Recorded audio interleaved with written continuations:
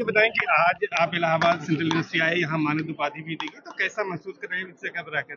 जिस परिसर के प्रति आपकी सद्भावना, आपका समर्पण बहुत अधिक रहा हो, जिस परिसर से न केवल हिंदी साहित्य बल्कि विश्व साहित्य की तरंगें निकली हों, वहाँ एक सामान्य शब्द शिल्पी को इतनी बड़ी उपाधि मिलना निश्चित रूप से मेरे पुरखों के सत्कर्म है।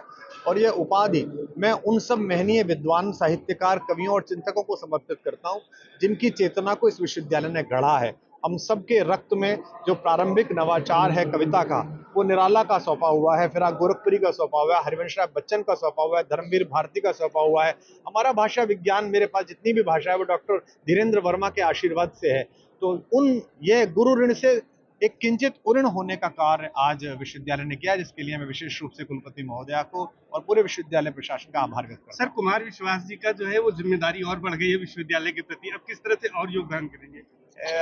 इलाहाबाद विश्वविद्यालय में तो अगर आपका प्रवेश हो जाए तो भी आप पूरे भारत में बहुत गर्व से कहते हैं कि मैं इलाहाबाद विश्वविद्यालय का विद्यार्थी हूं।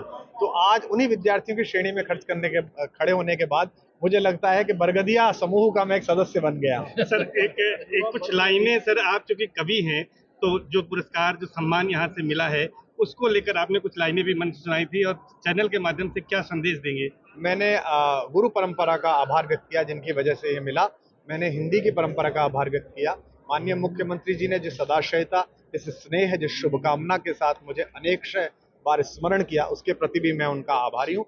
आज उनके भाषण में धर्म, जिसके वो पुरोधा हैं, एक बड़ी पीठ के उत्तराधिकारी होने के नाते, आज उनके भाषण में एक अभिभावक जो कार्यकारी प्रमुख होने के नाते, आज उनके भाषण में एक भवितव्य के नेता की छवि दिखाई दी, और राजनेता तो निश्चित रूप से हैं ही। तो मुख्यमंत्री जी ने कहा कि युवाओं को बंटना नहीं चाहिए, जो है देश के प्रति समर्पित रहना चाहिए, वो बंटने को लेकर एक नारा भी देते हैं, आप उससे सहमत हैं? मुझे लगता है कि उन्होंने जो कहा कि युवाओं को जाति में, धर्म में, क्षेत्रों में नहीं बंटना चाहिए। भारत की युवता में वो चाणक्य के वंशज हैं।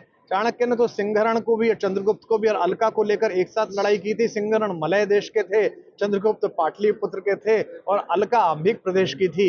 यही उस समय भी हुआ था, यही आज भी हुआ है। यही उनका उद्घोष है कि छात्र अपनी शक्ति पहचाने, वे भारतीय होकर, राष्ट्रवादी होकर इस राष्ट्र के निर्माण में लगे। बंटने का अंजाम भी बताते हैं।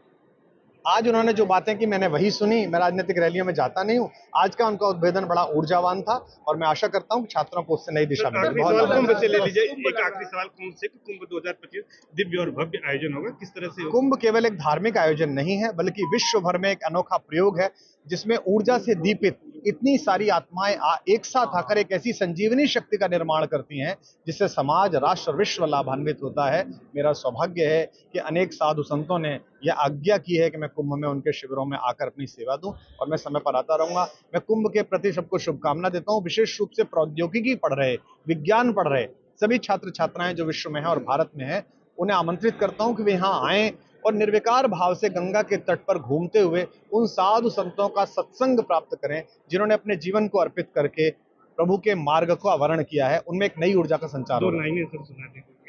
जाने मेरे कितने छल और कितने पाप छुपाए हैं, अपने अंतस में जो मेरे सब संताप छिपाए हैं, जिनके दिन और रात हुए मेरे आंसू मुस्कानों से, पत्थर भी हीरा बनकर चमका जिनके वरदानों से, जननी और जनक के उन पावन चरणों का वंदन है।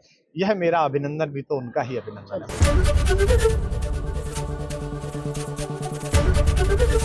एबीपी गंगा, खबर आपकी, जुबान आपकी।